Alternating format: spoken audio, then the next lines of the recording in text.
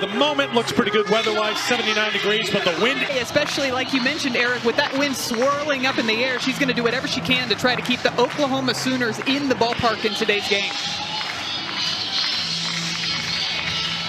Take a look at the Oklahoma lineup presented by Capital One, and it starts at the very top. She can get on base, she can produce runs, and she hit a 2-run home run yesterday. And so far in this year's NCAA tournament, she's just 6 for 10 with 4 home runs, just the tone setter right there at the top of this Oklahoma lineup. Had that big home run yesterday.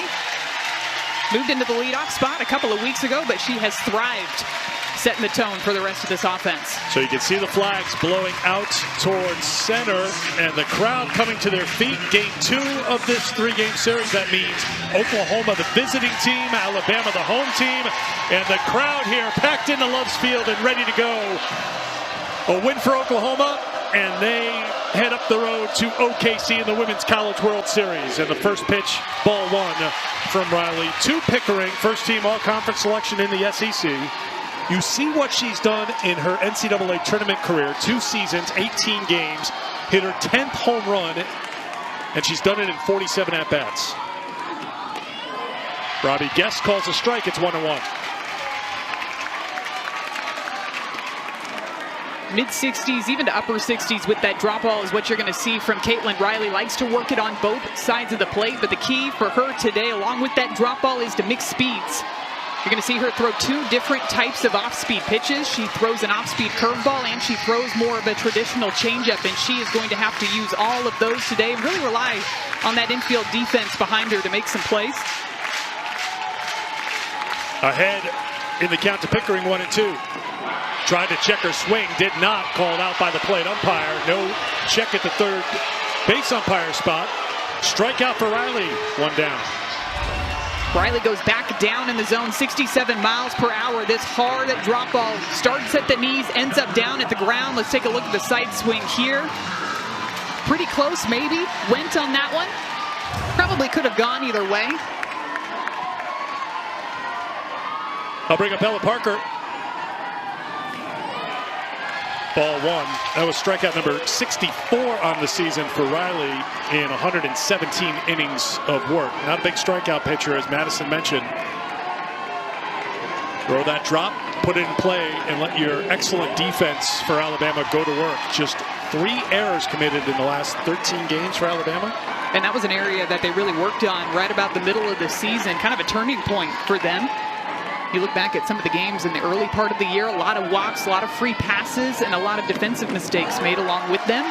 And that's ultimately what led to some big innings for the opponents. So for Coach Patrick Murphy, a point of emphasis for them was to, 1, limit the walks, but also to shore up the defense. Have to be able to give your pitchers confidence when they're out there in the circle that you're going to be able to make those routine plays. Inside for ball 3, 3-1 to Parker, who was 1 for 3 on Friday, 4 for 13 in the NCAA tournament with a home run, but that's not lowercase home run, that's all caps home run. A couple of exclamation points home run.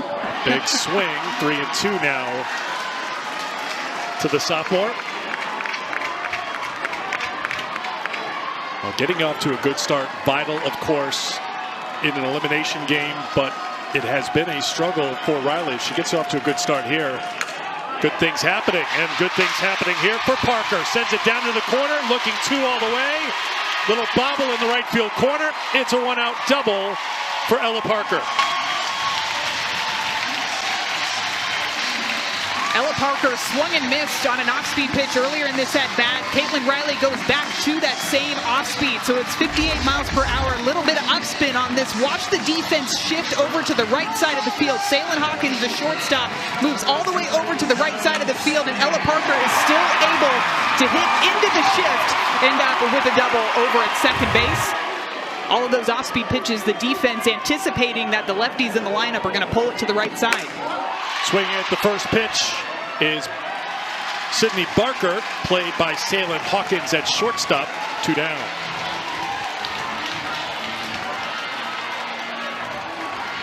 Just 1 error for Alabama's defense in the NCAA tournament. After a slow start in that category, they have shored up the defense, and it's a big reason why they're in the position they are right now, playing in the Super Regional round in Norman. Here's Gabby Garcia. She takes ball one.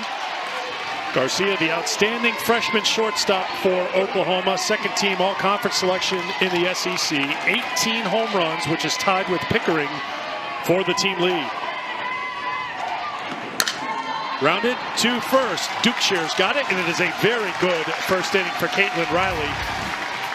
Outside of that double, scoreless. Here comes Bama to the plates.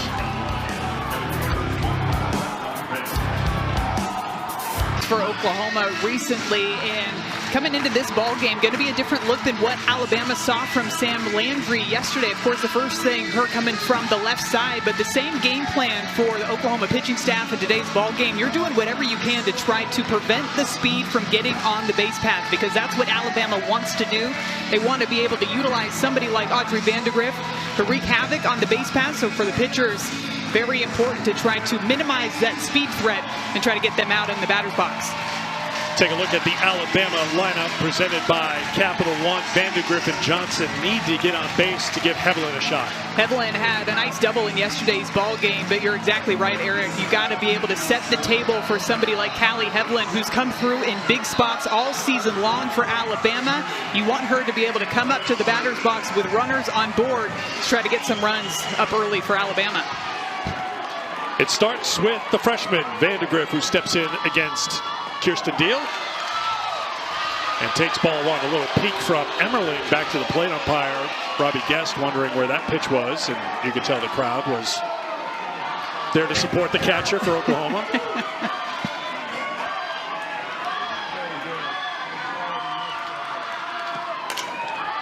That's out of play. It's 1-1. Kirsten Deal, the lefty, you're going to see her throw that curveball to both sides of the plate. That's the pitch that she's going to throw consistently in the mid-60s. Likes to work up in the zone with the rise ball as well, but her ability to mix speeds with her different off-speed pitches, has more of a traditional changeup, also has an off-speed curveball that she's going to work in there as well. Just missed. It's 2-1. Vandegrift at 399 on the season. That means she has dropped under the 400 mark for the first time in her career. Against Washington in her collegiate debut was 2 for 3. Never dropped under 400 until here in Norman when she went 0 for 3 yesterday. She's had an outstanding season so far for the Crimson Tide. 50 stolen bases on the year. And you know she's hoping to be able to add to that stolen base tally in today's ball game. Counts full, 3-2. Blazing speed with Vandegrift. If she knocks something on the ground, odds are Oklahoma will be hard pressed to get her at first, but this Oklahoma defense, outstanding. 3-2. Little bloop out to left field. He'll stay up there for Pickering, who's got it. One away. Just feels like the more that Oklahoma can keep Patrick Murphy's leadoff hitter in the dugout and not on the base paths, huge advantage for Oklahoma. Well, we've been talking about it right from the beginning of the year for Alabama. They want to be able to put pressure on the defense with their speed, but you can't do that until you get on the base paths and set the table for some of the other hitters in your lineup. So I guarantee that's a big point of emphasis for Oklahoma. Keep Vandegrift off the bases. Ball one to Lauren Johnson. 0 for 3 yesterday. 344 on the season. Sophomore playing left field.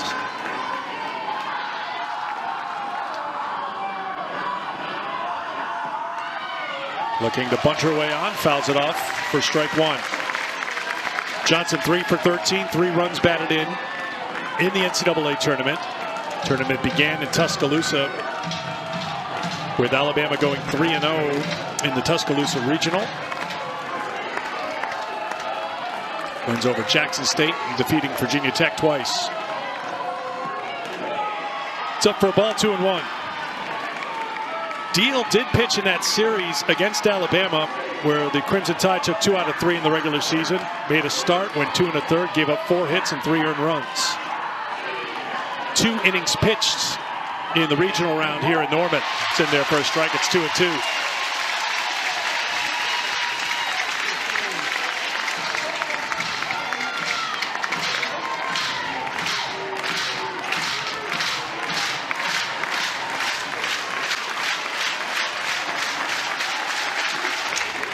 Popped up, shallow right field. Barker calls for it, 2 down. Going to see a lot of those fly ball outs too when Kirsten Deal's out there in the circle with that curveball, the off speeds, and that rise ball combination. Take a look at how things lay out defensively at the start for Oklahoma. Patty Gasso will shuffle things up in the outfield a little bit, as we see late in the game. That paid off with Hannah Core making a terrific catch in the 7th inning for the Sooners. Ball 1 to Hevelin. Callie having a great final season in Tuscaloosa. Second team all-conference selection in the SEC, leading the team with 14 home runs. Emmerling wants to go out and talk to Deal. At the same time, Coach Patrick Murphy going to have a chat with Hevelin and Alexis Papillo, who's over there in the on-deck circle. When you look at Callie Hevelin's numbers, too, over the course of this season, she's improved in every offensive category, but really minimizing the amount of strikeouts. Last year had 37 strikeouts. This year, just 16 strikeouts on the season. 17 strikeouts after yesterday's ball game. That misses for a ball. That was just interesting because while the catcher went to talk to the pitcher, Patrick Murphy talked to Hevelin and to the on-deck hitter, Alexis Papillo, and Murphy said, go tell them, and Alexis sprinted over and walked down the dugout, passing along the message from Murphy about something he's seeing with the pitcher for Oklahoma. That's where you're gaining information every single pitch, and you can watch film, and even having played against Oklahoma earlier this year, you're still trying to figure out what their game plan is coming into this ball game. What pitches are they going to go after your offense with? And that's where you want to be able to translate that information to your teammates as quickly as possible. 3-0 to Hevelin. It's in there for a strike. Well, Murphy, after yesterday's loss, said game 1 of a 3-game series is when you gather information. There's information gathering in game 2 as well, apparently, because you have to win 2. It never stops. It never stops. You have to win 2 games. It's a simple statement, but as we've seen with Alabama the last 2 years, as Hevelin walks with 2 down, they've dropped the opener in the Super Regional round each of the last 2 years, came back to win the Super to advance on to OKC. And I think that's a matter, too, of being able to gather that information, but also to be able to go up there and execute the game plan. You can have all the information in the entire world, but when you step into the batter's box, who can go up there and go after the pitch that you're supposed to in that situation, or hunt the one speed that you're looking for in those high-pressure moments, especially in a game like today with your season on the line. Papillo swings at the first pitch, ground ball to second. Agbayani over to Sanders, and that will do it. Her name is Madison Shipman if you're reaching out on social media. Make sure you get it right. 4 in a row for the Oklahoma Sooners. Here's a big part of that championship run a season ago. Sid Sanders. Little roll around in front of the plate. Plenty of time for Riley to make the play. Moving on to second is McEnroe-Marinas, one away here in the second. Almost like a swinging sacrifice bunt Yes. from Sydney Sanders. Does the job, moves the runner over into scoring position. And those ground balls that are hit off at the end of the bat are a product, again, of those off-speed pitches that you're seeing from Caitlin Riley. The spin on them looks very similar to that curveball that she'll bring in there in the mid-60s. But it's hard to recognize when that pitch is coming in out of the hand. Here is Alana Agbayani, junior second baseman, who takes ball 1. They talked about the new faces. You have to hit in the transfer portal in this day and age. That counts for Oklahoma as well, and Patty Gasso has had success in the portal. Agbayani, all-conference selection, all-defensive team in the SEC, moving over from BYU, where she played the last couple of years. Starting catcher, Isabella Emmerling, played at North Carolina. And, of course, the ace of the staff, Sam Landry, coming over from Louisiana. 2-1.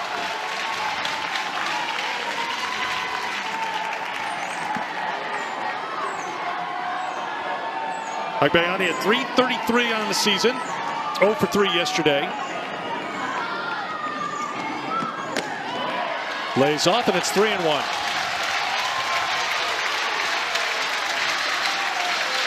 We talked about it earlier. Riley with that success in Tuscaloosa against Oklahoma. Different setting here. Season on the line and playing in front of 4,000 plus at Love's Field. Ground ball right side gathered by Hevelin. 2 down. McEnroe-Marinas to third. Productive out there by Agbayani to still advance Nelly McEnroe-Marinas over to third base. Even her communicating in there to Isabella Emmerling, who's stepping up to the batter's box right now. Looked like she was trying to tell her, look, middle. Look, middle of the zone, something that you could crush out to the grass. Emmerling swinging a miss for strike one.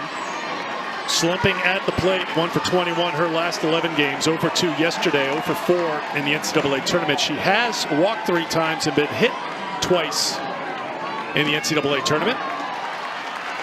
Count now 1-1.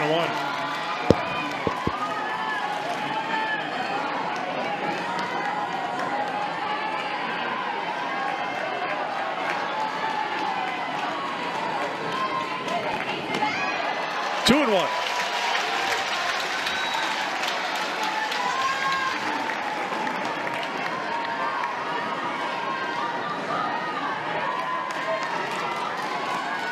McEnroe-Marinas had a leadoff walk. Sanders a ground out. Agbayani a ground out.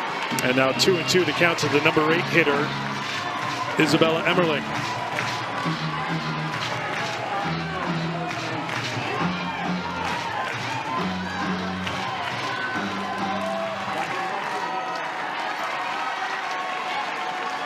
Riley with the 2-2.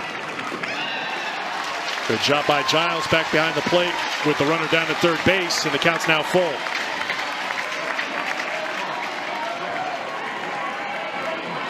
Certainly no let up in the Alabama lineup when you look at who's on deck in Abigail Dayton. And she'll get a chance here. It's a 2-out walk, runners on the corners for the Sooners. To your point, Eric, Abigail Dayton had a great game in yesterday's ball game. Had a walk in the third inning, ended up coming around to score on that Cassidy Pickering 2-run home run out to center field, and then had a double to start things off in the 5th inning, and again came around to score on that Sydney Barker base hit. Dayton 4 for 6 in the NCAA tournament, and Riley starts her with strike one. One thing that won't show up on the stat page, and Patty Gasso mentioned it about Abigail Dayton, she just wants us to win. And secondarily, she wants to get on for Cassidy Pickering, because when you get on for Cassidy Pickering, odds are you're going to score thanks to Cassidy Pickering. Dayton with 6 runs scored in the tournament. Back up the middle, she delivers again. Oklahoma scores the first run of the game, 1-0 Sooners.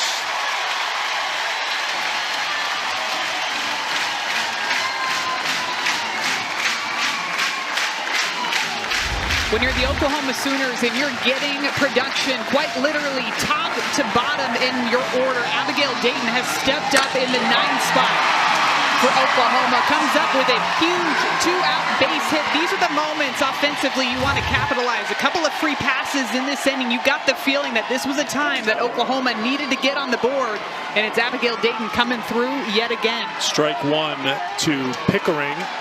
First and second with 2 down.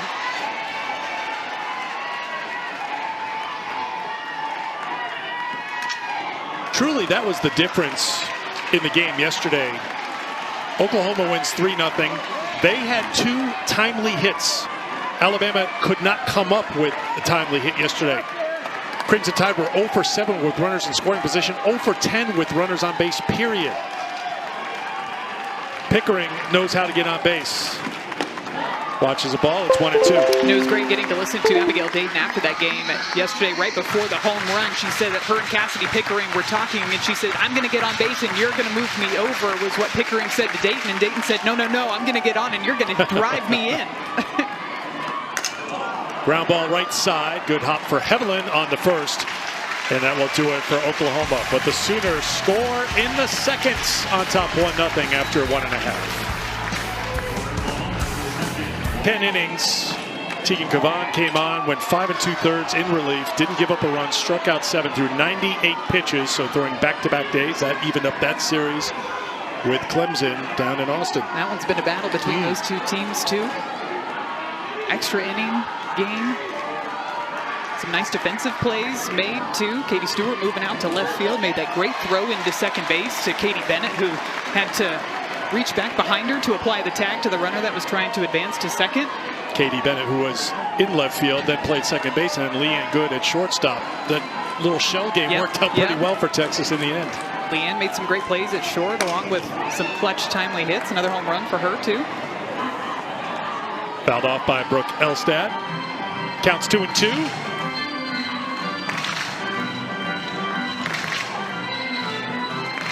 Senior third baseman who played at Louisiana the last 3 years. Teammate of Sam Landry, who picked up the win for Oklahoma yesterday. Elstad was 0 for 2 against Landry on Friday. 2-2 from Deal. Little bloop to left. Pickering is there. One down here in the second. Alabama was out-hit in the regional by Virginia Tech, but found a way to win that regional. A couple of one-run wins over the Hokies. You can see against Oklahoma, 174. And against Patrick Murphy talking about it. Timely hit wasn't there. They had runners in scoring position, 5 total, but 0 for 7 with runners in scoring position yesterday in the 3-0 loss. And if you think about it, Madison, you give up 3 runs to Oklahoma, that's good. That's one of the lowest scoring games of the season for the Sooners. But they just could not scratch anything out in back-to-back hits fashion. Yeah, I thought Jocelyn Brisky did a great job in the circle, keeping Alabama in that game, giving her offense a chance to be able to win that game 1. That's a line shot and a fair ball. Saylin Hawkins sends it down into the corner. She'll jog towards second with a stand-up double with 1 out in the second for the Crimson Tide. After 0 for 3 yesterday against Landry, Hawkins gets her first hit of the Super Regional. These are the types of swings, these are the types of hits that Alabama needs to see in today's ball game. This one looked like a curveball working in on the hands, and Saylin Hawkins just turns on this one, drives it straight down that left field line for a double with 1 away here in the bottom of the second.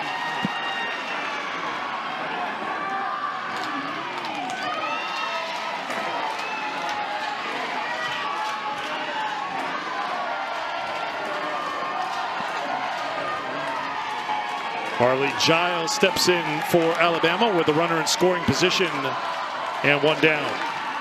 Giles 1 for 2 with a walk yesterday.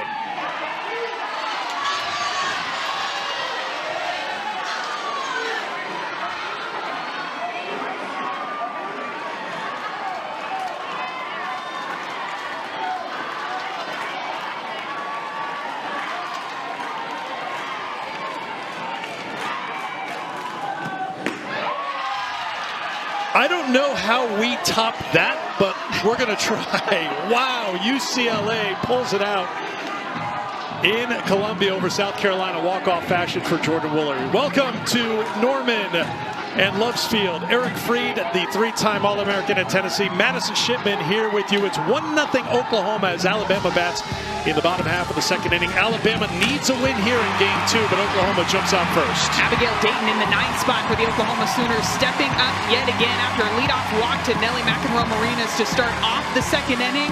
It's Abigail Dayton coming through with that clutch 2-out hit up the middle to give Oklahoma the 1-0 lead. Alabama with a threat against Kirsten Deal. And there's a strike to Marley Giles with 1 down here in the second. Saylin Hawkins with a 1-out double. Giles at the plate. Alabama was shut out by Sam Landry. Yesterday they had their chances, but they were 0 for 7 with runners in scoring position in the 3-0 loss. Deal getting the start today for Oklahoma.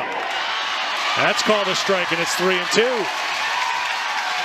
Kirsten Deal working her way back from a 3-0 count. Brings it to a full count here with a curveball on the inside part of the plate.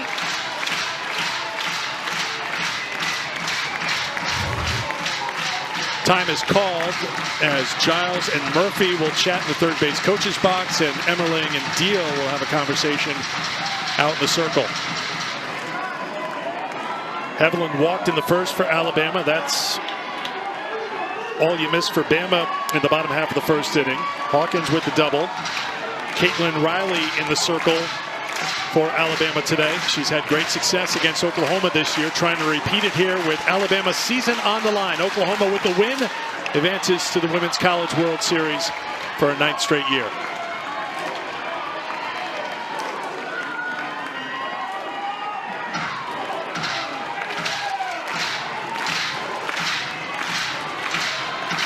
Patty Gasso's team has won 17 straight games in the Super Regional rounds. Good battle by Giles. Fouls it off. We'll do the 3-2 again. Pretty heads up by the fans, too. They immediately looked up because it hit the top and came straight back down. Got to be heads up when it comes off that overhand. 8th pitch of the at-bat.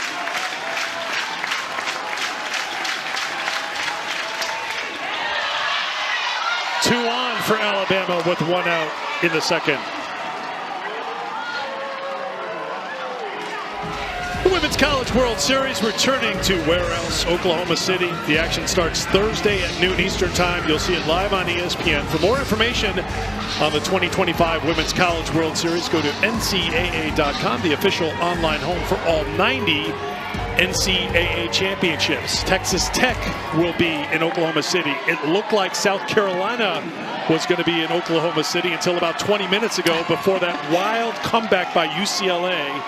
The walk-off win for the Bruins, forcing a Game 3 tomorrow in Columbia. Yeah, Jordan Woolery said not today. Her 23rd home run on the season.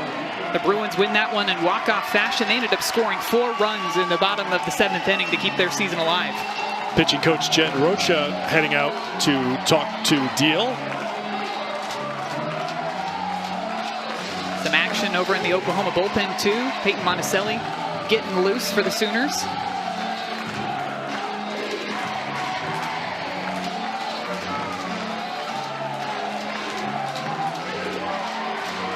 Coach Jen Rocha always does such a great job with her pitchers year after year, developing them to always improving throughout the pitcher's career. Staff ERA 2.70, but in the NCAA tournament, .64. Opponents hitting just .205 against Rocha's staff through 4 tournament games. Deal making her 2nd appearance of the 2025 NCAA tournament, facing Abby Dukeshire, the number 8 hitter for Alabama, who takes a strike. It's 1-1. Dukeshire, a batter with a lot of power for Alabama. 7 home runs this year. A lot of pull power to that left side.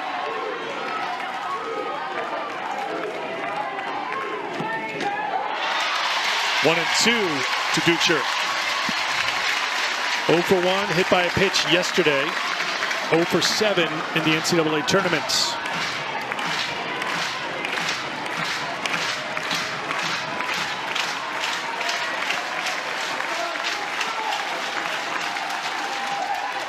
Up high for a ball. You're just joining us. Overcast skies. No rain in the forecast at the moment. Temperatures hovering right around 80 degrees, but you see those flags. They've been swirling a bit. Now heading out towards right here at Loves Field. 4,000 plus on hands. That's fouled off.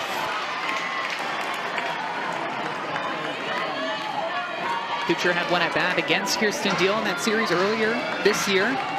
Ended up working her way to a 3-1 count, then got hit by a pitch when Kirsten Deal was trying to run that curveball in on the hands, just let it get too far away from her.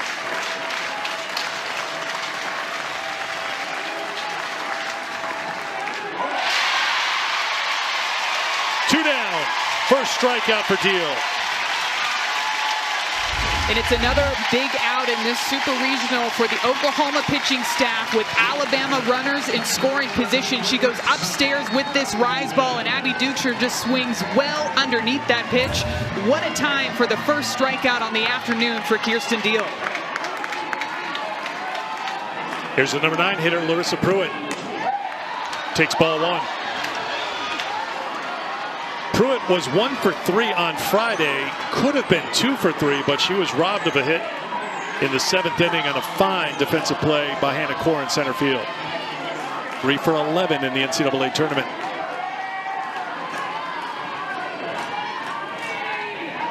In the dirt, blocked by Emmerling, 2-0. Really nice job by Emmerling back behind the plate, too, because you know Alabama's a team. They want to try to capitalize. If that ball skips away from her, I guarantee you're going to see Alabama be aggressive on the base paths and try to advance that extra 60 feet.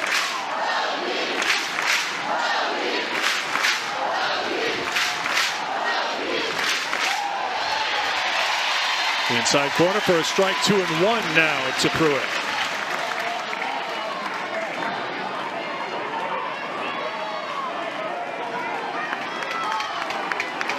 Deal making the 10th appearance of her NCAA tournament career. Looks inside again, doesn't get it. It's 3-1. Deal trying to work that backdoor curveball inside to Larissa Pruitt. This is where Alabama's trying to improve from yesterday's game, trying to improve when they have runners in scoring position. Left 7 runners on base in yesterday's game. Squib foul, and the count now full to Pruitt. 3-2 the count with 2 down. The runners will be off with the pitch, and the crowd should get a little louder here at Love's.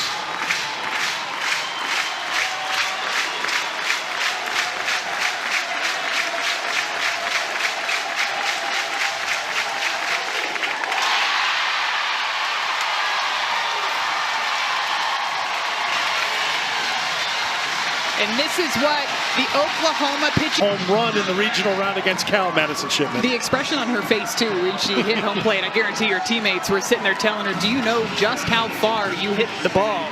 It didn't just leave the ballpark. It completely exited the stadium, left a dent in the grass out there beyond the premises.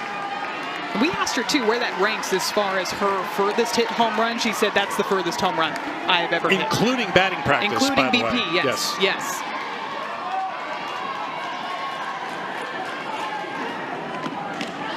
Been there for a strike. It's 1-1. That's the time where I thought you were going to ask me how far my furthest home run was. I was just happy if they barely made it over the wall. You played in an era where they actually had to use a physical tape measure and walk it out after the game. You walked right into that one, you know, don't you? Now, we did a little scouting out beyond the bleachers in right field to see where that ball ended up, and that's a poke, 285. Yes, that's a good shot out there to right field. One of those swings, too, where you just know it off the bat. You know it's out of the ballpark, but then to see just the distance that home run traveled, just kept going and going and going.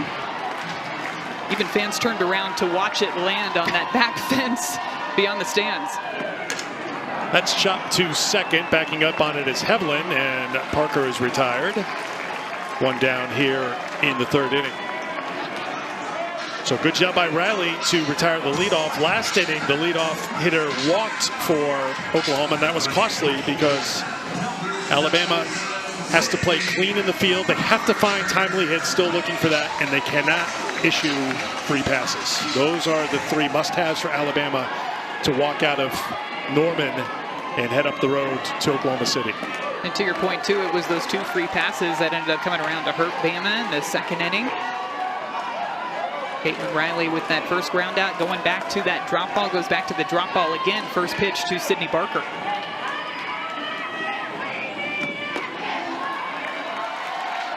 (2-0) to Barker, who grounded out in the first, brings a 6-game hitting streak into Game 2 of the Sioux Regional. 8 for 17 during that stretch. Basically, she has hit her way into the lineup. Patty Gasso has been looking for ways to get her more involved, and this is why. Hard hit ball off the glove of Hawkins, and it's another hit for the freshman.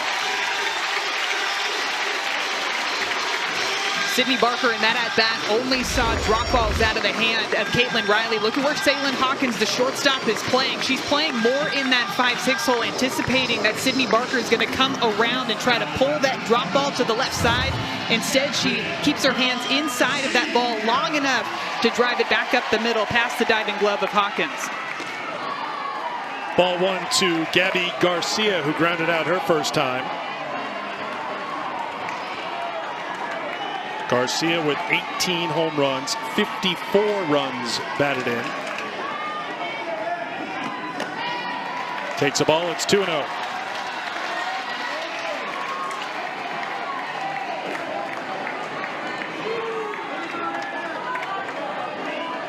Pitching coach Lance McMahon for Alabama coming out to have a quick conversation after this count goes to 2-0 to Gabby Garcia. Pretty interesting too. I know we're just 2 batters here into the 3rd inning, but it seems like they've gone away from that off-speed pitch, throwing more of that heavy drop ball down in the zone. That's a pitch that she's had a ton of success with, along with that changeup, just continuing to be able to mix speeds throughout the ball game. Also reminding her of what worked against Oklahoma in Tuscaloosa in the regular season when Riley went 13 2/3, gave up just 1 run, and that included a complete game, 8-inning win in the series finale, and she struck out 5. It's a little different when you're pitching as a member of the Crimson Tide in Tuscaloosa compared to pitching in Norman, Oklahoma. Almost probably feels the exact opposite, right? The fans have been loud and they have been dancing since the start of yesterday's ball game. Hammered to right. It is out of here.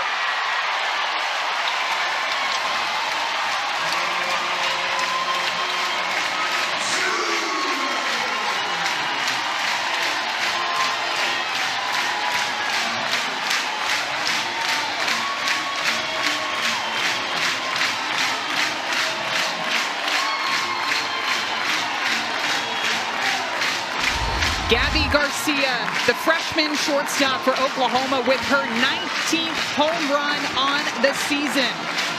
She gets herself into a good 2-0 hitters count. She has a plan. She has a specific pitch that she wants to go after in this count, and she gets it. It's a hard drop ball in on the hands, but look at how quick her hands are moving through the zone.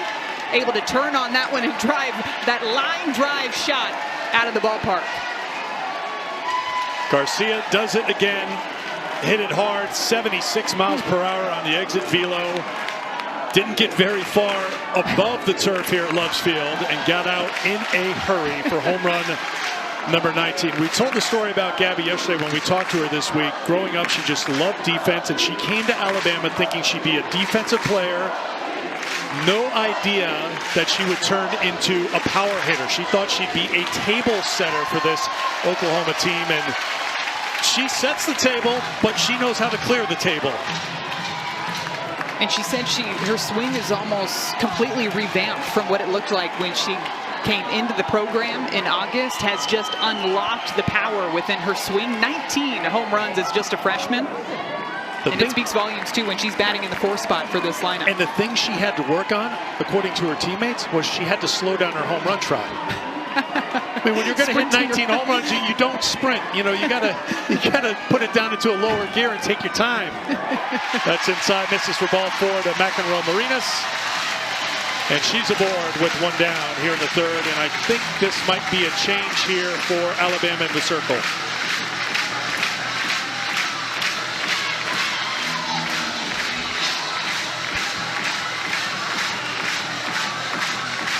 Garcia takes the home run lead back from Pickering. Almost seems like it's a little bit of a battle between Garcia and Pickering for the top spot for home runs for Oklahoma, but just so much power in this Oklahoma lineup. But when you're able to get on base with those free passes, to have the bats in the middle of your order to capitalize, that's where Oklahoma's thrived this year. So yesterday's starter for Alabama, who pitched very well, Jocelyn Brisky, coming on in relief for Alabama. Oklahoma on top by 3. All the momentum for Oklahoma right now, coming off of the bat of the freshman Gabby Garcia. Home run number 19, and the Sooners had the 3-0 lead. 3 runs earned. She is responsible for McEnroe Marinas at first base as Jocelyn Brisky steps into the circle in the big spot. Alabama's season on the line, and I think you and I both agree she did a fantastic job for Alabama in a hostile environment yesterday. I thought she did a really nice job of mixing all of her pitches, but also just giving her team an opportunity to be able to come back in that ball game. Really just came down to 2 mistakes for Jocelyn Brisky. Outside of that, I thought she did a nice job of moving her pitches all throughout the zone. And now coming in in a tough spot here with all the momentum on Oklahoma's side. Starts with strike one. Brisky went 5 yesterday, gave up 6 hits, 3 earned runs, just 1 walk, 1 strikeout, hit a batter through 93 pitches. First batter she faces is Sanders. And this is headed towards the gap in right. Cut off by the center fielder, Vandegrift. First to third goes McEnroe Marinas. Oklahoma still putting on pressure here in the third.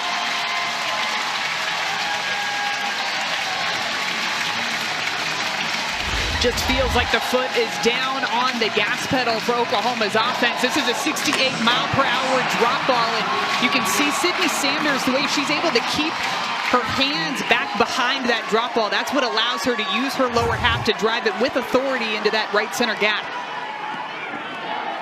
Ball 1 to Agbayani, who grounded to second in the second. Sanders getting her first hit of the NCAA tournament. Agbayani lays down a beautiful bunt. No play for Alabama. 4-0 Oklahoma. Long ball, small ball, they can do it all. You're seeing the execution, one batter after another. Nellie McEnroe Marinas over there at third base, taken off, squeeze bunt here, laid down perfectly. A bit of miscommunication too between Marley Giles and Abby Ducher. Abby Ducher was thinking she was going to try to get that out at the plate. Marley Giles was trying to tell her to get the out over at first. Because of that, no play is made, everybody is safe, and another run comes across for Oklahoma.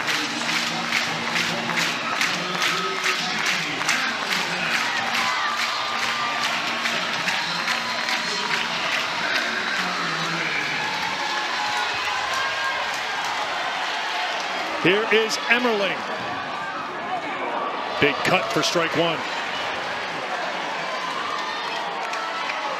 Pinch runner for Oklahoma. Cheney Helton running for Sanders.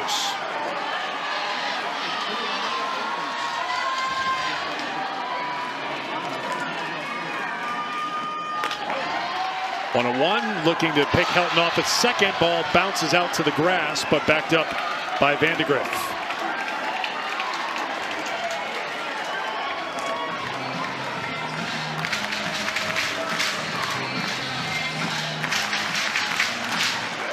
Emmerling walked in the second inning. And now Patrick Murphy heads out to talk to Brisky in his infield.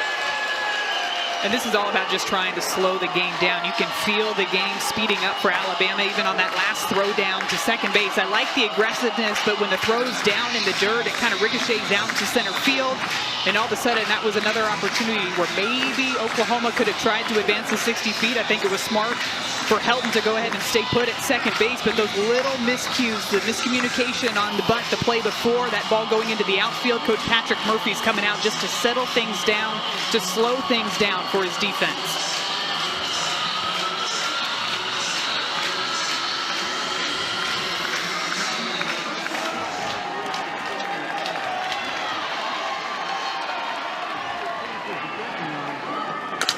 Emmerling with a solid shot to left, cut off by Johnson. 1 run is in. Agbayani heads to third. Another run scores for the Sooners. That's 4 this inning. 5-0 Oklahoma.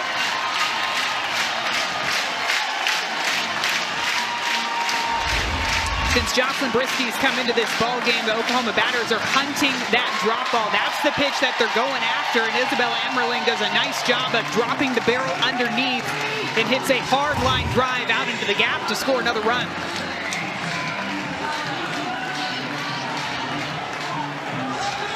You'd imagine here, if you're Jocelyn Brisky, you got to try to throw more and more of those rise balls, even some curve balls, just to show them something different, because they are sitting right on that drop ball. When they see it, they're going after it.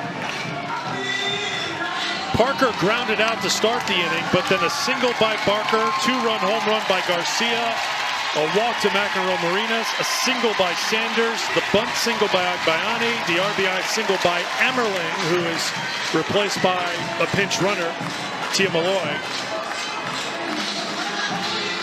As Oklahoma in front, 5-0 here in the third.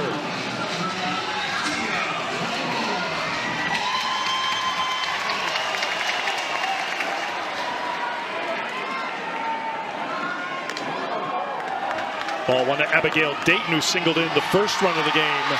And then taking second is Malloy. Oklahoma keeping the pressure on in more ways than one right now.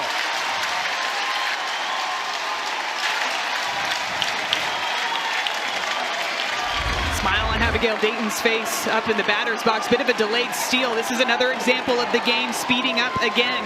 Jocelyn Brisky, when she gets that ball back in the circle, just turns around, walks towards the back of the circle, and that's where Tia Malloy decides to take off and get to second base. That's a strike to Emmerling. It's 1-1.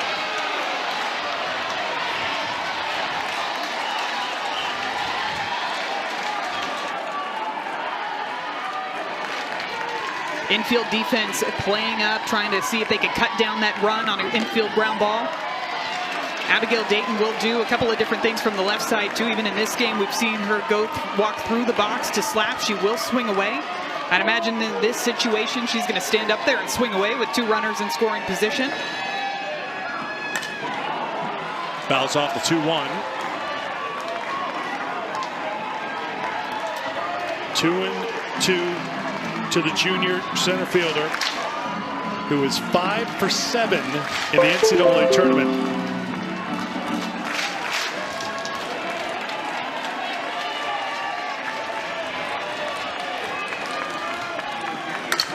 Waits on the pitch, solid single to center. Here's one run, and here's a second run, two more for the Sooners, and they're blowing it open here at Love's.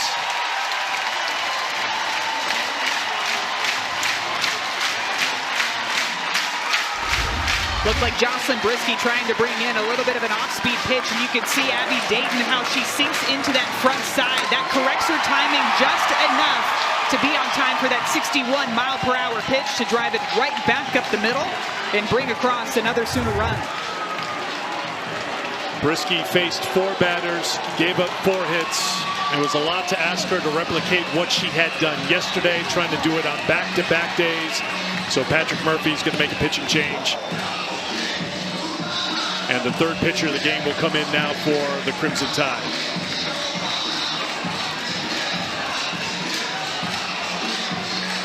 Interestingly enough, it's going to be Caitlin Riley who comes back into the game after she was pulled earlier here in this third inning. We'll step aside for a moment then. She went right after that drop ball. That was against Brisky yesterday, so Riley back in, and she's 0 for 2 today against Riley. Struck out in the first on a check swing and grounded out to second in the second. This is sent out to right, dropping quickly for another Oklahoma hit. Sliding in safely in the second is Dayton. First and seconds for the Sooners. They batted around here in the third as Parker comes back to the plate. And it's the chess moves of the game plan between the pitcher and the hitter. And interestingly enough, in the previous 2 at-bats for Cassidy Pickering, she struck out on a drop ball. She hit a ground ball on a drop ball. That time she hunted the off-speed, and she drops it out there for a base hit. Parker fouls it off. 7 hits this inning, Madison, and I think so far this series comes down to those timely hits. Alabama in this series 0 for 9 with runners in scoring position. Oklahoma just today 4 for 8 with 5 runs batted in. And there really haven't been many mistakes made on either side, but Oklahoma has been able to capitalize on some of the free passes that Alabama has thrown in today's ball game.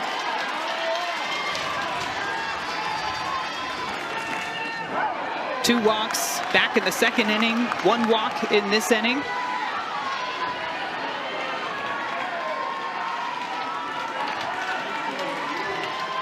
One and 2 the count to the top hitter for Oklahoma. Checked her swing, misses for ball 2, 2 and 2.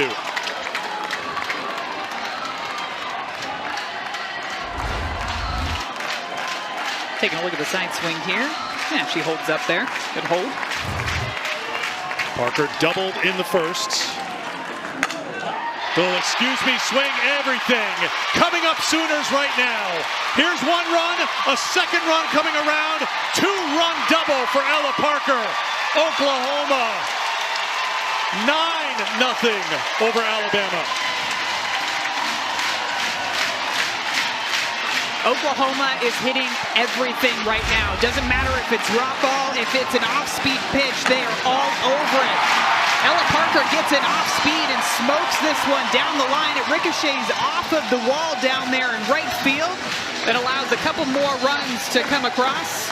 And the Sooners still dancing over in that dugout.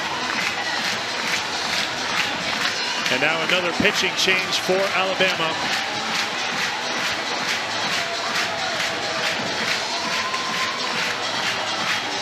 Haley Johnson will come on. She'll take a moment or two to get loose. There's a lot going on. I want to make sure Ella Parker stuck the landing at second base. Did she do so? Was it a perfect 10 over at second base? You're familiar with Oklahoma's success in softball. Well, they're national champions in gymnastics. They are big fans of the gymnastics team, and part of their celebration is the little... Haley Johnson came in yesterday's ball game as well. She's a pitcher that's well known for the changeup. She actually came in and threw a lot of the curveballs and the rise balls, but her pitches are going to move in a different direction than what Oklahoma saw from both Brisky and both Riley. Brisky and Riley known for the drop ball, heavy drop down in the zone. You're going to see a lot of changeups and a lot of upspin from Haley Johnson.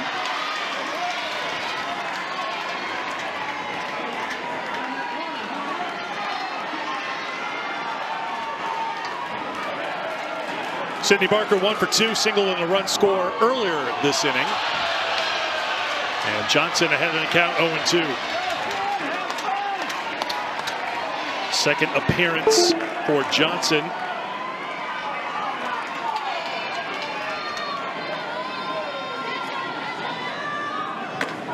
That's outside for a ball.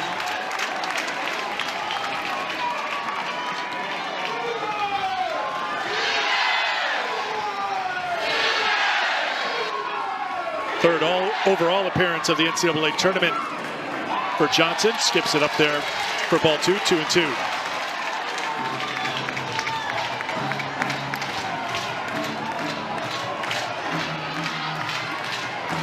11th batter of the inning for Oklahoma.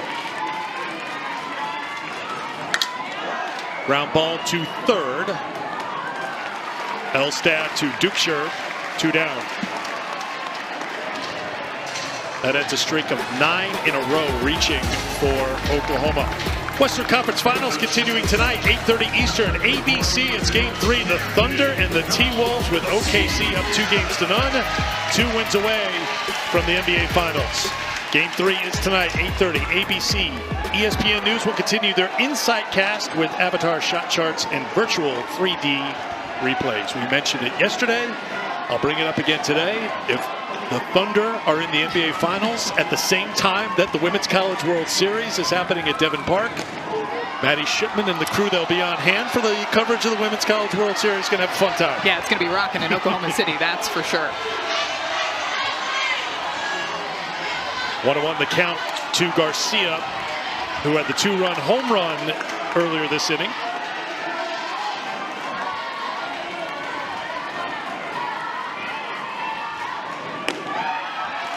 Two and one.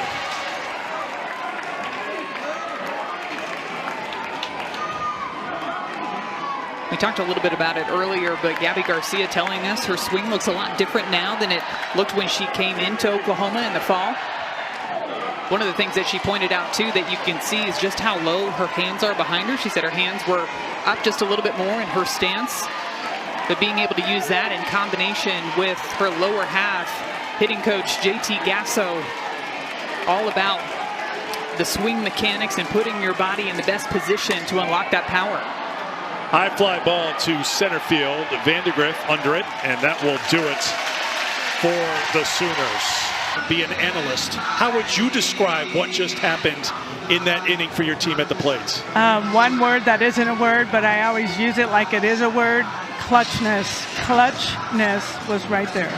Coach, speaking of the clutchness, Abigail Dayton in the 9th spot for you guys came through yesterday. She's come through again today. Where have you seen her game evolve over the course of this season? Yeah, she loves these big games, and she is the one that is speaking in our circle. So she loves the big moments and is made for it. Patty, I'm going to call Merriam-Webster, the dictionary people right now. You'll have credit for clutchness by the love end that. of today. It's a great word. We got It you flows. covered. It flows. Or we'll get it on a T-shirt, one or the Oh, other. yeah. Great idea. Thank you, guys. Patty. Appreciate it. I think the Sooner fans could build up enough momentum by the end of this game to get clutchness into the 2026 dictionary. I like it. Almost think to add it to a stat sheet, too. The clutch factor. Yes. You know, I love to talk about that throughout the season, different too. level of analytics for you. You're going to go to the clutch factor. Change in the defense for Oklahoma. Hannah Core in center field. Dayton moves over to right field. And Pickering looks like she's still out left. And she is. Deals to Vandegrift. Start things here in the third. Second time now through the order for Alabama. Going to see if they can try to figure out something against Kirsten Deal out there in the circle. Working a lot of those curveballs to both sides. Rise balls up in the zone. 0-2 to Vandegrift.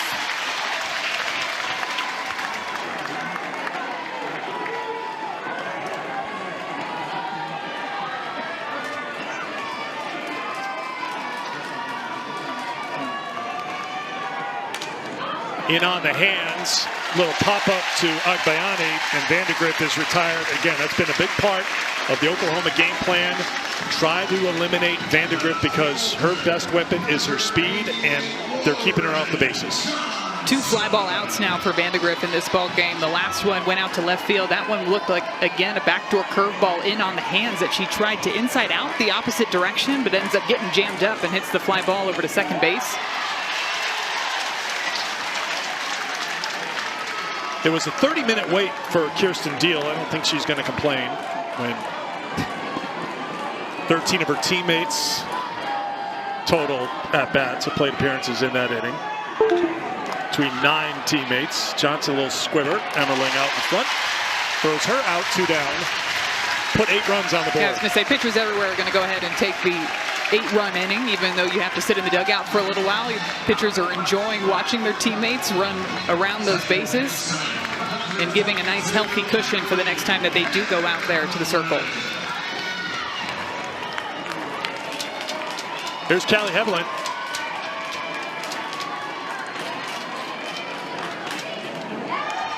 Takes ball 1.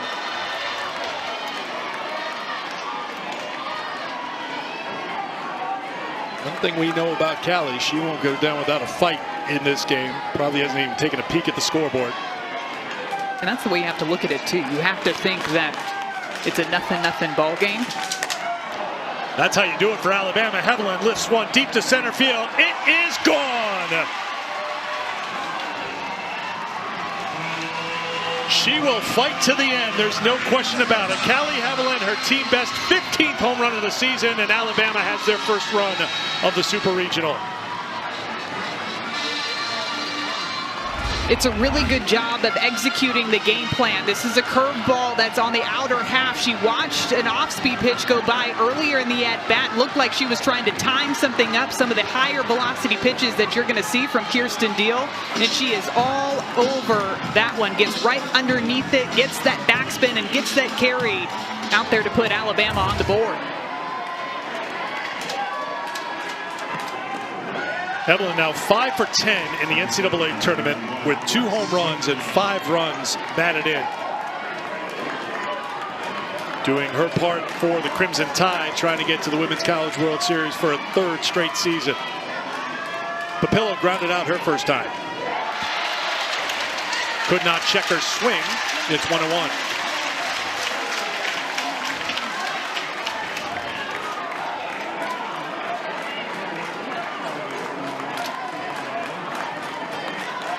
.238 feet. Sorry, Madison. Yeah, 73 miles per hour off of the bat, too.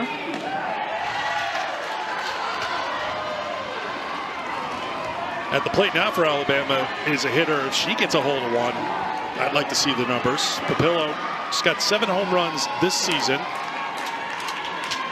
Had 19 last season playing in Northern Iowa. Pops this one up on the infield. McEnroe Marina's calling for it. puts it away, and that will retire the... That's the mentality you have to have. You can't go up there and hit a 9-run, an 8-run home run. So you have to do whatever you can to just have a quality at bat, swing hard, like he said, and try to string some things together in this ball game because their season's on the line.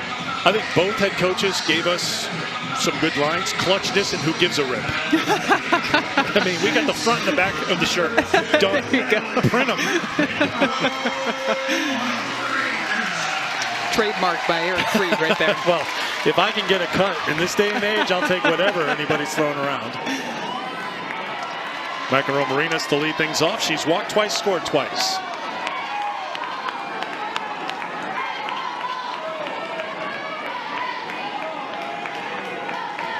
Top half of the fourth as Johnson throws ball 2.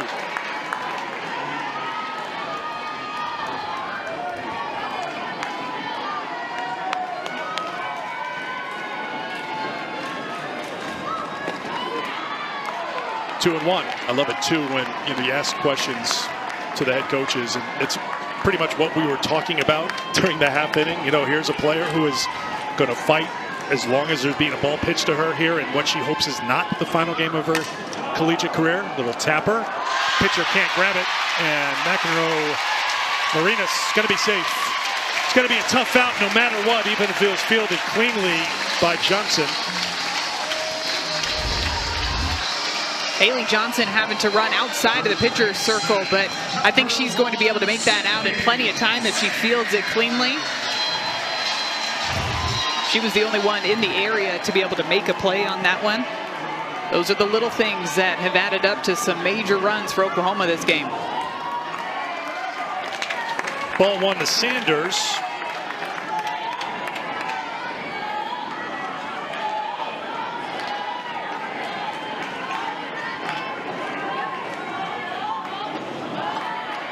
Ball 2. Sanders 1 for 2 today.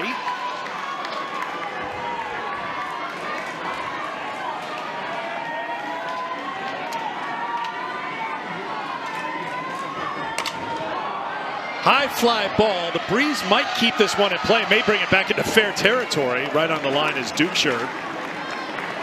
She's got it for the out. 1 down here in the 4th inning. ESPN Sunday Night Baseball in New York City. Dodgers and Mets for the finale of the 3-game series. Citi Field tomorrow night, 7 o'clock Eastern. ESPN Deportes, and ESPN Radio. If the name of the batter at the plate sounds familiar, it should. Ilana Agbayani at the plates. And those of us of a certain age remember her dad, Benny. Played for the Mets, for the Rockies, for the Red Sox. Career batting average of .274, 2 for Benny as well. Leave it to you to go digging into baseball reference for the numbers. Well done.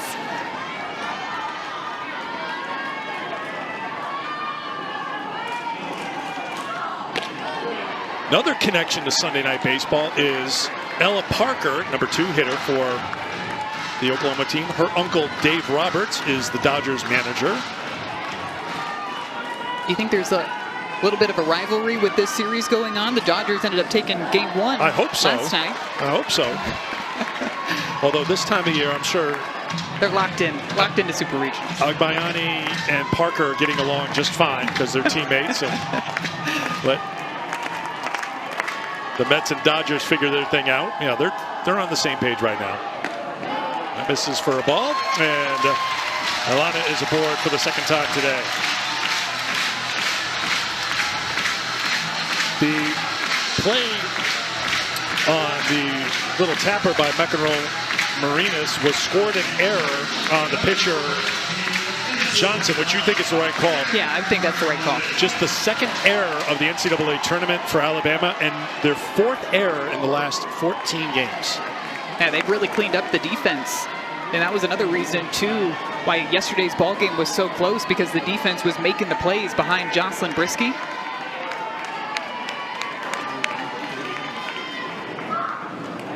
That gets away from the catcher Giles, and the runners will move up 60 feet.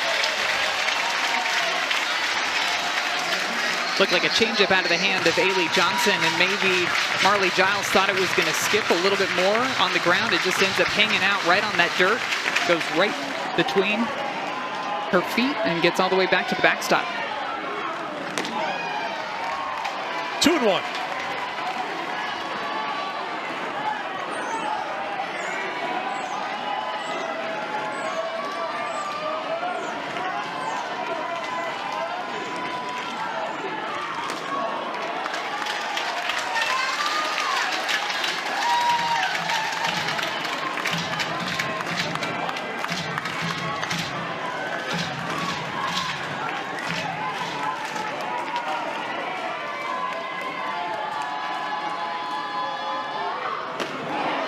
Three and two. Yeah, we just talked about the connection with Parker and Agbayani. I think there's going to be some really cool stories about connections as you're getting ready for the Women's College World Series. One's not a family connection, that is hooked foul, but the Texas Tech family connection. I'm enjoying the Patrick Mahomes leading the charge for the Red Raiders softball team. Every time I see a little something, he's rooting on Nigel Kennedy and her teammates, and here they are going to OKC. Saw that video of him watching the game, trying to see the end of that ball game where Texas Tech advanced. Pop-up going to head over the netting and out of play. Cannot say enough about the job that Nigel Kennedy has done with that Texas Tech team. Head coach Jerry Glasgow. They were the 8th seed in the Big 12 tournament last season. Nigel Kennedy ended up winning the Big 12 regular season, ended up winning the Big 12 tournament title. High fly ball to shallow center field. Vandergriff with the charge. Probably not deep enough to score the run. Vandergriff with a good throw to make sure of it. 2 down. We can start the campaign if it hasn't started already in Lubbock. Patrick Mahomes, you have an open invitation to join us in Oklahoma City for the Women's College World Series. You may be seeing the player of the year who plays and pitches for your alma mater. You have to say plays and pitches because two-way player, much like Jordy Ball, who put on a show in Knoxville yesterday. Nebraska coming out with a win. It was the Jordy Ball, Carlin Pickens matchup in that Knoxville Super Regional. Jordy Ball outstanding in every piece of the game. Clutch hitting, pitching, and then the base running as well. She was motoring around the base paths, diving into home plate with the Huskers with a big Game 1 win in Knoxville. 5-2 the final, Game 2 after us. As we continue this big day of softball in the Super Regional round on ESPN. 11 a.m. Eastern, 1 p.m., 3 p.m., 5 p.m., 7 p.m., 9 p.m. Just don't turn your TVs on. That's out of play off the bat of Dayton. Why would you? Wall to wall. Keep them on all day long. Multiple screens, too. I like your style. As many screens as I can possibly have open at one time. Dayton 3 runs batted in today. Fooled on the pitch. Giles pumped up with what her pitcher did. Oklahoma unable to score. They strand 2, 8-run game, heading to the bottom of the 4th. In Gainesville, as well as Georgia, behind Lily Backus, who gave up 1 unearned run in 6 1/3 innings of work, wins in Gainesville by a final score of 2-1. So Georgia and Florida will meet tomorrow at a time to be determined in a winner-take-all Game 3. I feel like Super Regional time, my mind goes straight to the head coaches and the decision that they're going to have to make as far as who's going to start in the circle for these teams. I look at that Nebraska and Tennessee matchup. Are we going to see Jordy Ball out there again getting the start for Nebraska? I know we were all sitting around watching the end of that ball game, asking the same question, would she start again? And by her emotions after that last strikeout, I would imagine we might see her again out there in the circle of Nebraska. From what we know of Jordy Ball, you would have to wrestle the ball out of her hand, and I don't think 1, 2, 3, or 30 people are strong enough to do that. Take it away from Jordy. Elstad down on strikes. Deal gets the strikeout, 1 down here in the 4th. Kirsten Deal. Curveball working away from the lefty, Elstad. Throughout this game, you've seen her work that curveball on both sides of the plate, even inside to those left-handed batters. But then when she's able to throw that explosive curveball away from the barrels, that's when you're going to get those swings and misses. Salem Hawkins doubled her first time up. She takes ball 1. So a game 3 tomorrow in Gainesville, a game 3 tomorrow in Columbia, times to be determined. Game 3 tonight in Austin after Texas won in 10 innings against Clemson last night.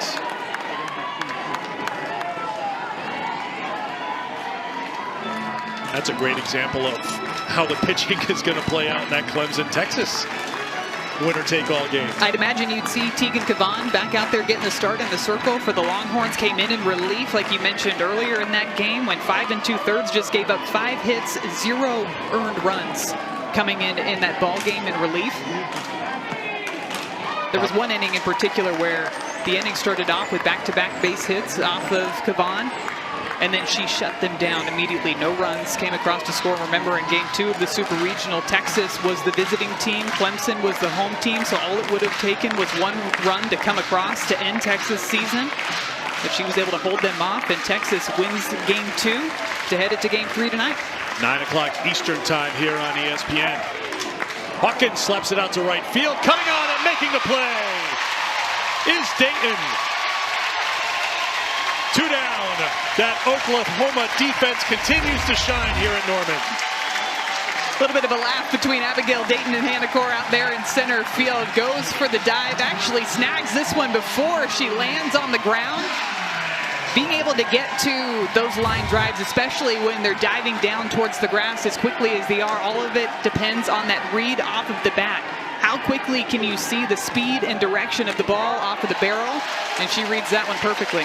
Remember, the game started for Dayton in center field. She moved over to right field, and her first chance had a high degree of difficulty to it. And the line drives are going to move a little bit differently depending on where you're at in the outfield.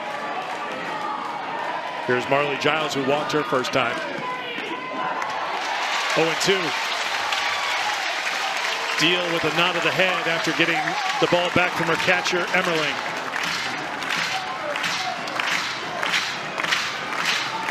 Three strikeouts for Kirsten Deal. Looking for a 4th here. And a 1-2-3 4th inning. The 0-2. Off speed for ball 1.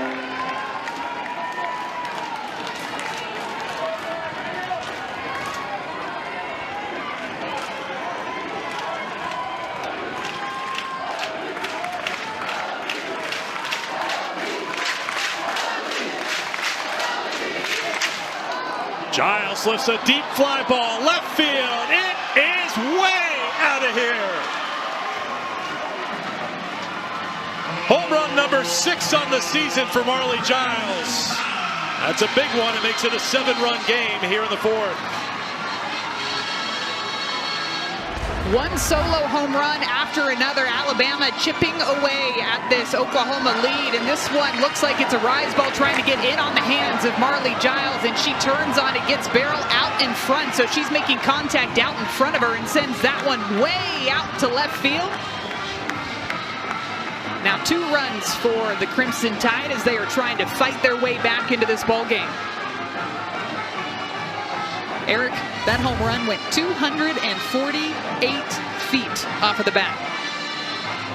Almost made it to that second deck out there in left field.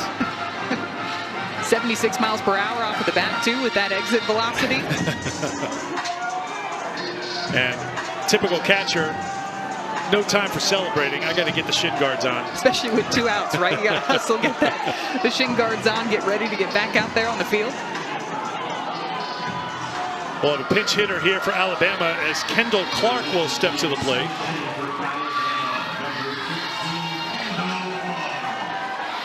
Senior getting a chance here in the NCAA tournament. You can see one of the captains, leaders for this Alabama team, batting for Dukeshire with 2 down here in the 4th.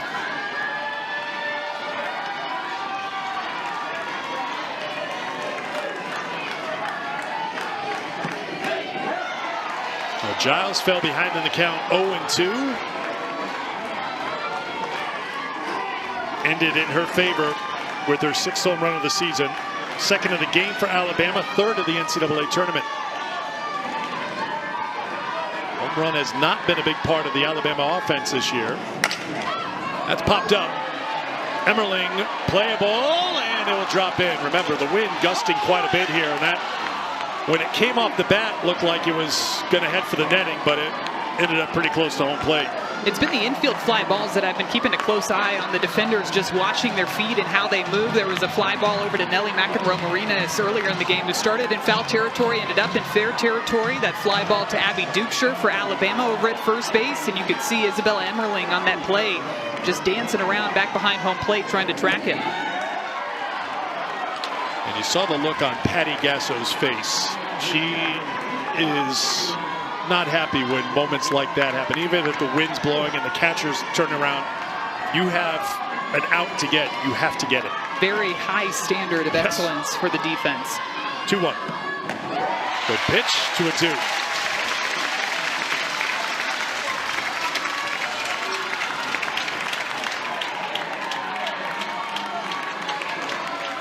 Remember, Alabama, the home team here in Game 2 of this Super Regional. Right now down by 7 in the bottom of the 4th. Deal gets the strikeout, her 2nd of the inning, 4th of the game. Win here today. Cassidy Pickering in Oklahoma heading to OKC in the Women's College World Series. She stands in to lead things off for the Sooners here in the 5th inning. Takes ball 1. 20th game for Pickering this season in the leadoff spot. I don't know if she's a prototypical leadoff hitter when you look at her power numbers and how she plays, but there's not many holes in that swing, if any. And I think with the way that she swings it, you're thinking you want to get her as many at-bats in the ballgame as possible. So you put her right up there in the leadoff spot. But she said it was an adjustment for her as far as game plans go, going into that leadoff spot to set the tone for the rest of the lineup. She said typically when she was batting a little bit lower in the order, she would see what the pitcher was throwing her teammates and kind of form her game plan depending upon those first few batters of the ballgame. But then when you're in the leadoff spot, you're that person that's seeing the first couple of pitches from the opponent. You're the one that's helping form the game plan for your teammates. Fly ball to Vandegrift, center fielder has it. One away here in the top half of the 5th inning. And although it might be an adjustment for her, I would say that she has done a fantastic job for the Sooners in the leadoff spot. 1 for 4 today, 7 for 14 in the NCAA tournament with 4 home runs and also 4 walks. So you want that in a leadoff hitter. She's getting on base a ton. Not this time, though, as Johnson doing a good job out of the bullpen for Alabama, just trying to keep the score where it is right now and hope her teammates can chip away over the next couple of innings. Ball 1 to Ella Parker. A couple of doubles for Parker today. She's 2 for 3 with 2 runs batted in.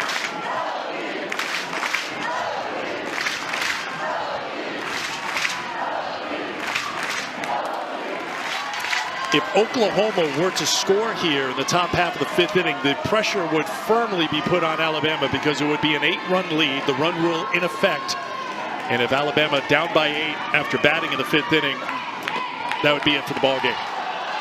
Right now, the deficit is 7, so Alabama right here needing to keep Oklahoma off the scoreboard in this 5th inning, guaranteeing we'll play on beyond the 5th.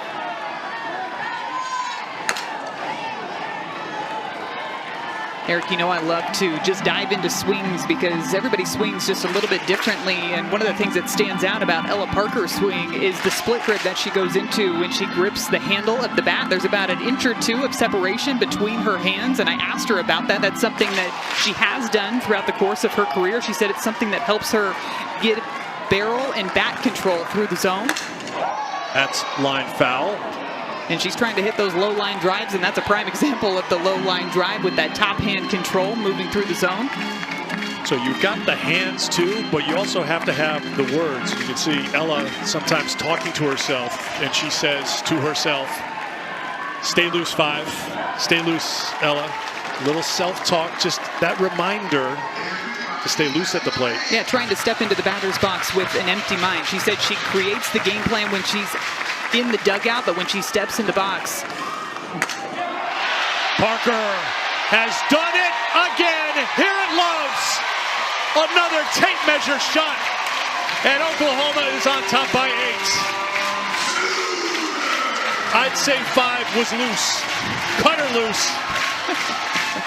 A step closer to OKC. And she might be thinking with that split grip, that barrel control, hitting those low-line drives, but she has hit some monster shots out to right field, and this is another one. 252 feet off of the bat, all over this pitch, fouled off a couple the opposite way, gets her timing down and sends that one deep out to right field to extend the Sooners' lead.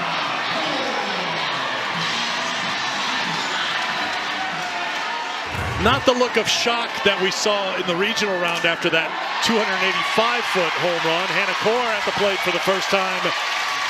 She joins the party at the plate with the base hit to right with 1 down. Home run number 13 on the season for Parker. She's 3 for 4 today. All 3 hits, extra base hits. 3 runs batted in. 77 miles per hour off of the bat, too. That's where you get that effortless power when she swings at a pitch. Just so much natural power that she possesses that it almost looks like she doesn't even have to try to get it to go 77 miles per hour off of the bat. You can see the ace of the staff for Oklahoma, Sam Landry, enjoying the party here at Loves Field. Gabby Garcia hit one of those home runs today. She's 1 for 3, giving her 3 home runs in the NCAA tournament. 6 runs batted in. Gets away from the catcher, Giles. Kaur with seconds.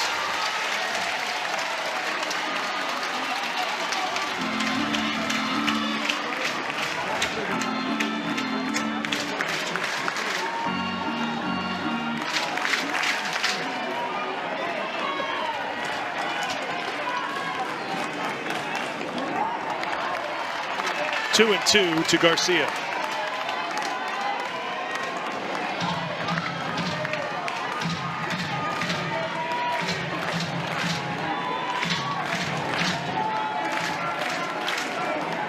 Garcia is one of those hitters who struggled in that regular season series against Alabama, but those struggles are long forgotten.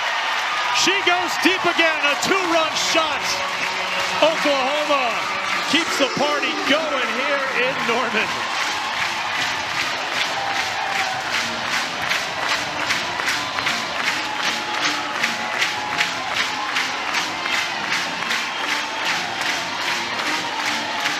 How about not 1, but 2 home runs for the freshman Gabby Garcia in this super regional game. Home run number 20 on the season for number 42. As the Oklahoma attack has kicked it into another gear here today. They came into this game with 111 home runs, Madison Shipman, 9 in the NCAA tournament. Today they got the home run in the 3rd from Garcia. They get a home run in the 5th from Garcia. They got the home run from Parker to add to the impressive total as Emily Winstead tries to settle things down. That was one of the areas, too, home runs as a team on this season. When you talk about the consistency across the board for Oklahoma this year, top 30 when it comes to team ERA, top 20 when it comes to team batting average, top 10 when it comes to team fielding percentage, and coming into today's ball game, top 3 in home run total on the season. Popped up foul ground and in the netting, unable to grab it is Dukeshire. 1-0 the count to McEnroe Marinas. So 12 home runs in the NCAA tournament, Madison. 114 on the season. It's the 6th straight 100 home run season for Oklahoma. And I think even if you ask Patty Gasso, look, Patty, your wildest guess, how many home runs would you have by game 2 if you're happy and fortunate enough to make it to the Super Regionals in round 2? I don't think she would come up with 114 with all the firepower she lost from a year ago and the freshmen and the newcomers in this lineup. But here we are, and here they are. I think even when you ask some of the players, like when we talked to Gabby Garcia, seeing herself more of a table setter for this lineup at the beginning of the year, but I would say that the 20 home runs speaks to more the power that you see from Gabby Garcia. Cleaning your plate. That's popped up, and that's going to head out of play as well. Marinas walked and scored in the second inning. Did so again in the third when 13 came to the plate for Oklahoma. Reached on an error in the fourth.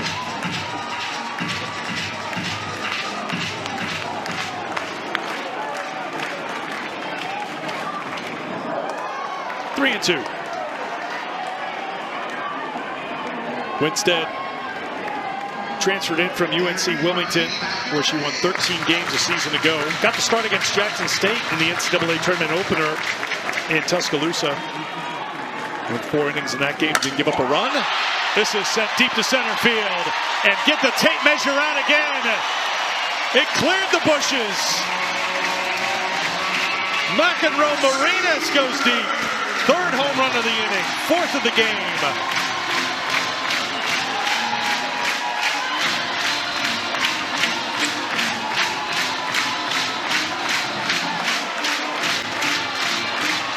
What's impressive, too, is just how quickly Oklahoma can change their game plan, change their swings. Emily Winstead comes into the ballgame, going to throw more high up in the zone. Curveball, rise ball combination, and Nelly McEnroe-Marinas is ready for it. She is all over it. 67 miles per hour up in the zone, and she times it up to send it way out to center field. I hope Ella Parker was one of the first ones to greet the freshman, because she gave Ella a run for her money at 268 feet. 68. You didn't even have to run into the bushes for that home run. It cleared the bushes. It made it all the way out. No. Landscape wasn't damaged. Nope. This is how I did it. But look at the communication even still. Comes right back into the dugout. Talking, hitting all game long.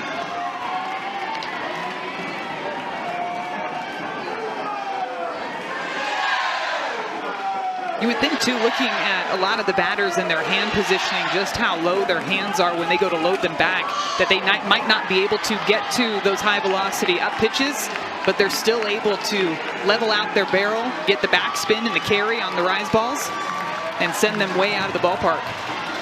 Sanders strikes out looking, 2 down here in the fifth.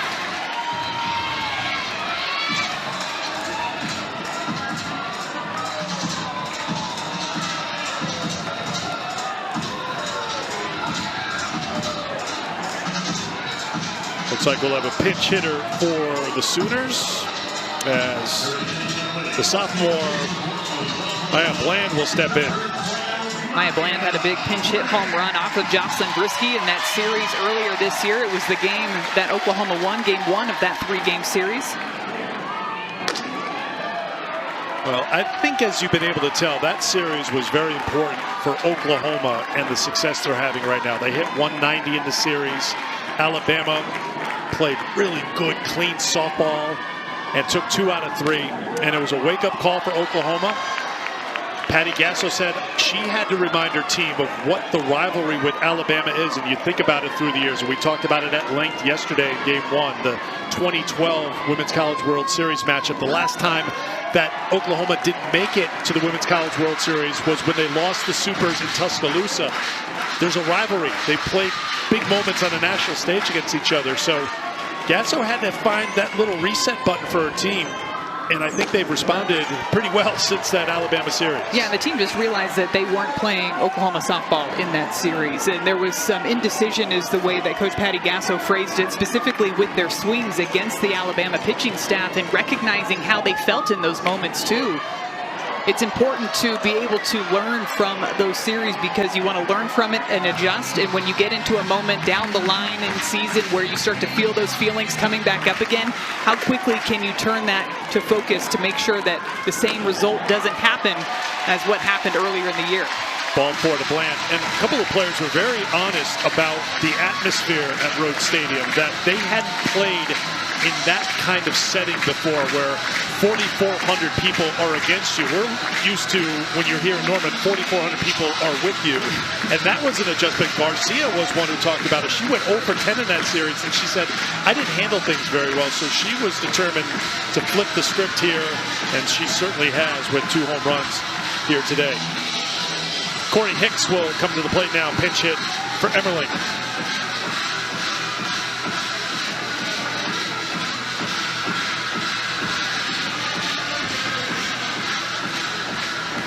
Conversation with Lance McMahon out in the circle talking to Emily Winstead. Caitlin Riley started, was relieved by Jocelyn Brisky, who was the Game 1 starter.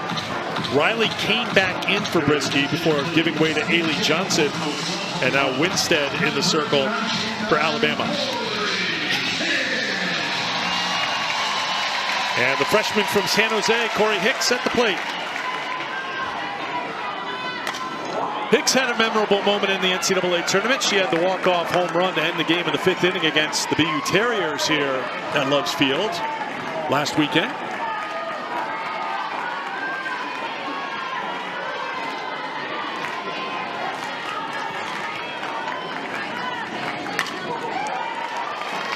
Oh, 2 the count to Hicks.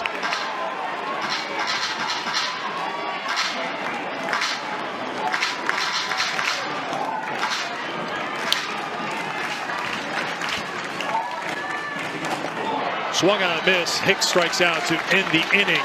But a hat trick, he tried to say. That would be something if Sam Landry came on. But Audrey Lowry, the freshman, has come on for the Sooners. And Corey Hicks is back behind the plate to catch.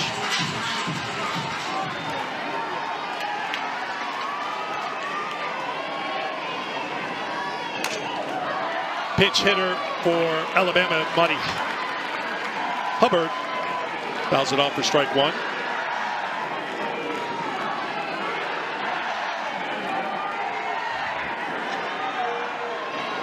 Oklahoma 3 outs away from a victory. Alabama down by 11. They'd have to close the deficit to 7 for this game to move on beyond the 5th inning.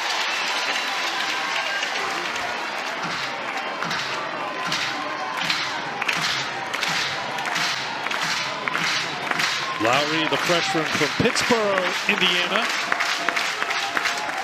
Ground ball to third. McEnroe Marinas. 1 down.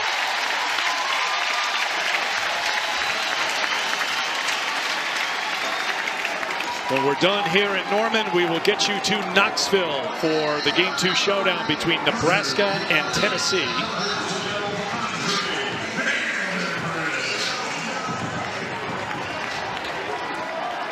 Here's Audrey Vandergriff. Vandergriff with a fly ball to right. Dayton has it. 2 down. Alabama down to their final out. And the crowd here at Loves Field rises to salute their Sooners. 4,564 here in Norman. Ready to send this Sooner squad to OKC.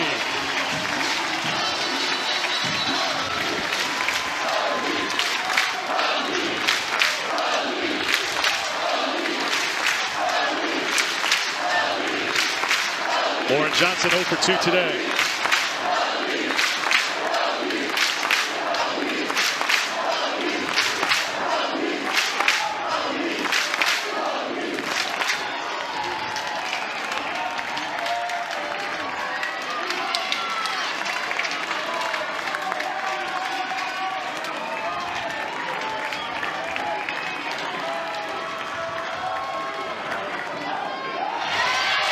One and two.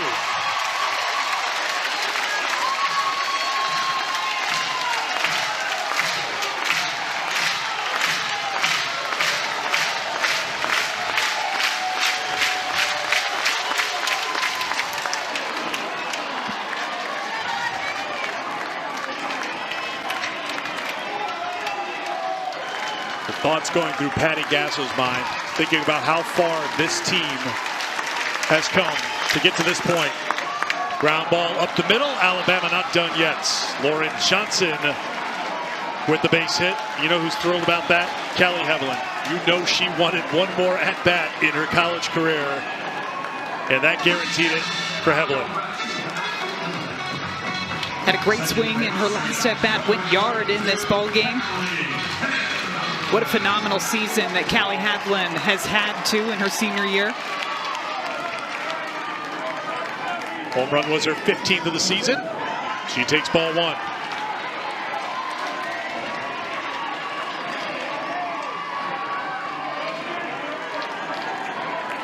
Evelyn walked in the first, homered in the third.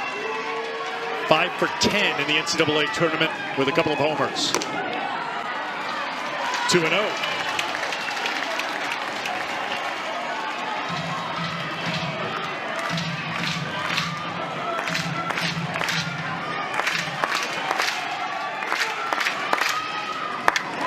Spun in for a strike. It's 2-1.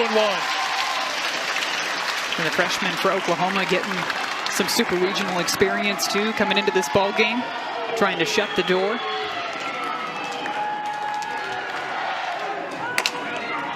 Evelyn comes through again. Base hit for the senior. She's 2 for 2 today. Lowry tries to come back with that off-speed pitch, 56 miles per hour on the outside part of the plate, and Evelyn is ready for it. Got to be so many emotions too when you're standing in the batter's box,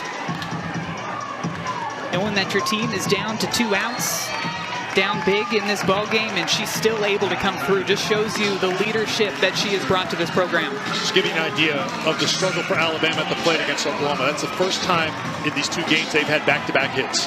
That hit by Evelyn was the first hit for Alabama with runners on base. They are 0 for 9 with runners in scoring position, 1 for 14 with runners on base after that Evelyn base hit. Alexis Papillo. 2-0. I think those numbers too speak a lot to the job that you've seen from the Oklahoma pitching staff, settling in when Alabama gets any momentum, settling in when there are runners on the base paths. There's a strike. It's 2-1.